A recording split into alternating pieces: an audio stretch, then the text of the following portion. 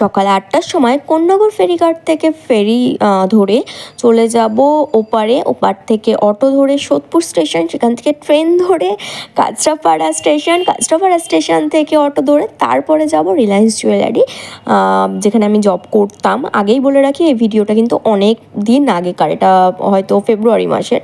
তো আমি সেদিন ভিডিওটা করে রেখেছিলাম, কোনো কারণবশত আর ভিডিওটা ছাড়া হয়ে ওঠেনি। আর আমি জানতামও না যে এই দিনটাই আমার সেই জায়গায় কাজের লাস্ট দিন হবে। আসলে এতটা দূরে যাতায়াত খুব প্রবলেম হচ্ছিলো। আমি সোদপুরের জন্য জয়েন করেছিলাম, সোদপুরের স্টোরটা বন্ধ হয়ে যাওয়ায় আমাকে ট্রান্সফার করা হয় কাঁচরাপাড়ায়। তো সেখানে সত্যি আমার পক্ষে পসিবল হচ্ছিল না এত দূর থেকে যাতায়াত করা, যেটা তারাও বুঝতে পেরেছিল। তো আমি এক কথায় বলাতেই তারা রাজি হয়ে যায়, বলে যে ঠিক আছে, অসুবিধা নেই, তুমি না আসতে চাইলে কাল থেকে না আসলে অসুবিধা নেই।